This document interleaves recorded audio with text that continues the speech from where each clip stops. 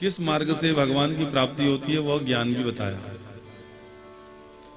तब जाकर के महाराज का शुभ अवसर प्रारंभ हुआ और शरद पूर्णिमा की रात्रि में बनखंड में जाकर के भगवान ने नाद मुरली छेड़ी। चंद्रदेव को इशारा किया, वह अपनी पूर्ण कलाओं से युक्त होकर के चारों दिशाओं में अपना रंग बिखेरते हुए उत्पन्न हो गए। उनकी चांदनी ऐसी छटक रही थी, रात्रि के समय वह मन में उत्सव उत्पन्न करने वाली। और उसी घड़ी में भगवान ने जब अपनी नाद मुरली छेड़ी, उस मुरली के अंदर से ऐसा नाद प्रवाहित होता है जो अलौकिक है। सभी मनुष्यों के घट में एक नाद होता है। जब आप एकांत की अवस्था में होंगे,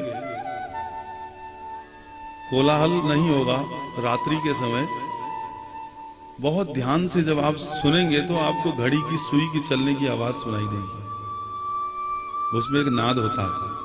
वो घड़ी की सुई जब चलती है तो दिन में उसका नाद सुनाई नहीं देता, उस समय कोलाहल होता है। ऐसे ही जब व्यक्ति की वृत्तियां बाहरी होती हैं, बाह्य होती हैं, तो उस समय उसके अंदर जो वास्तविक रूप से एक नाद बज रहा है वो उसे सुनाई नहीं देता। प्रत्येक व्यक्ति के घट में मुरली बज रही है, जानते हो आप? नहीं जानते होंगे आप? बोलिए, जानते हो क्या? आपके घट में भगवान की मुरली बज रही है। लेकिन योगी फिर ध्यान गम्यम, जब तक आप अंदर सुनने की विधि नहीं जानोगे, गुरु मुख से समझोगे नहीं, तब तक वो सुनाई नहीं देगी आपको। आपके हृदय के अंदर भगवान की मुरली बज रही है, इसलिए तो आपके अंदर संगीत है। आप कभी काम करते करते गुनगुनाते हैं, कभी कीर्तन गाते हैं, कभी भजन गाते होंगे। हर किसी के अंदर एक संगीत है। किसी की वाणी में मिठास है, किसी के बोलने में इतना अच्छा लगता है कि लोग कोनी महाराज ताक मुगबत फूल जा जड़नारी लगता है ना। तो बोलते ऐसा है, बहुत से लोग ऐसे बोलते हैं कि उन्हें सुनने का मन करता है।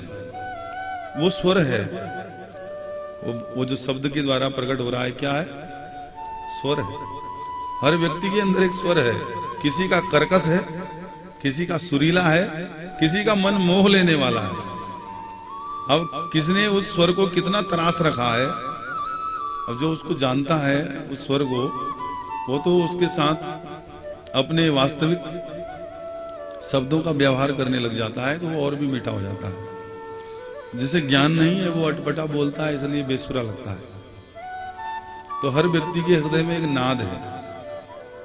उस नाद से मिलता जुलता भगवान ने जब अपनी मुरली से नाद बहाया तो सबका अंतःकरण खिंच गया। जैसे चुंबक के समीप आने से, मैग्नेटिक ऊर्जा के पास आने से असार रूपी लोहा अपने आप खिंचता है, वैसे ही नाद मुरलियां सुन करके निसम्य गीतम तदनंग वर्धनम, निसम्य गीतम तदनंग वर्धनम, ब्रज स्त्रियः कृष्ण गृहीत मानसा, ब्रज स्त्रियः कृष्ण गृहीत मानसा, आजग्मुरन्योन्य मलक्षितोद्यमा, सयत्र कांतो जवलोल कुंडला, निसम्य गीतम तदनंग वर्धनम, निसम्य गीतम तदनंग वर्धनम, निसम्य गीतम, निसम्य गीतम, निसम्य गीतम तदनंग वर्धनम। ऐसा निसम्य, असपष्ट, जो स्पष्ट समझ में ना आए, क्लीम रूप ऐसा नाद छेड़ा जो अंदर चुभन उत्पन्न करता था हृदय में, ऐसी उत्सुकता उत्पन्न करता था कि किसी से ठहरा नहीं जाता था, ऐसा नाद छेड़ा। दोहंत्यो भी अयु कश्चित दोहम हित्वा स्वमुत्सुका पयोदिसृत्य संयाव मनुद्वास्या पराययु। कोई कोई स्त्रियां गाय दूह रही थी, दूध निकाल रही थी, उस समय नाद छिड़ गया। और कोई दूध उबाल रही थी चूल्हे पर चढ़ा करके, कोई कोई ब्रज स्त्री भोजन पका रही थी, कोई अपने पति को भोजन परोस रही थी। और लिम्पन्त्य प्रमिजन्त्योन्या अंजन्त्य काश्यलोचने। किसी किसी को रात्रि के समय अपने बालों को सजाने संवारने का समय मिला था, कोई कंघी कर रही थी, कोई काजल लगा रही थी।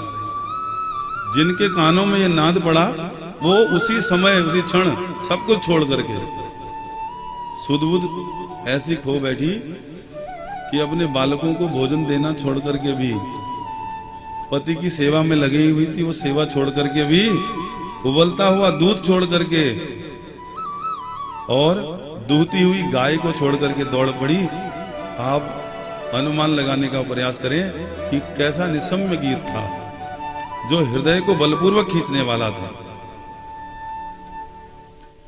कभी कभी मन में ऐसी उत्सुकता हो जाती है किसी कारण से कि मन करता है कि सब छोड़ छाड़ करके बाहर देखा जाए पहले क्या हो रहा है। कोई ऐसा मेहमान आ जाता है या कोई ऐसा वाकया हो जाता है या कोई ऐसी बात सुनने को मिल जाती है जो प्रसन्नता को देने वाली होती है। ऐसी ही उत्सुकता को भड़काने वाला था भगवान का नाद, छोड़ करके चल दी। तावार्यमाणा पतिभिः पितृभिर्भ्रातु बंधुभिः गोविंदापहृतात्मानो नन्यन्वर्तन्त मोहिता। उनके घर वालों ने बड़ा रोकने का प्रयास किया, अरे रुक जाओ, कहां जा रहे हो, अभी अभी तो ठीक थी, अभी एकदम से बावरी हो गई, क्या हो गया, ऐसा क्या सुन लिया। तो बलपूर्वक हृदय को खींच के ले जा रहा है वो नाद, मानो किसी ने उनकी चित्त और बुद्धि का हरण कर लिया। ऐसी अस्पष्ट क्लीम रूपी ध्वनि भगवान ने छेड़ी। श्री सुखदेव जी महाराज कह रहे हैं, राजन, जो अपने आवश्यक कार्य को छोड़ करके भी दौड़ पड़ी, किसी ने उल्टे सीधे कपड़े ही जो हत्थे लगे वही पहरे वैसे ही दौड़ पड़ी, जो साथ बैठ करके गपशप लगाया करती थी, एक दूसरे का दुख सुख समझा करती थी, वो आज एक दूसरे को बताए बिना ही दौड़ पड़ी कि हम उधर कृष्ण की ओर जा रहे हैं करके। जिसने सुना उसने किसी को बताना उचित नहीं समझा, उन्हें कहा चलो पहले उस वन की ओर जाएं जहां पर बांसुरी चल रही है। इसका मतलब कृष्ण बैठे। ऐसी उत्सुकता, ऐसा खिंचाव, ऐसा प्रेमा भक्ति का वो आवेगपूर्ण चलना, हे राजन, यह बुद्धि का विषय नहीं हो सकता।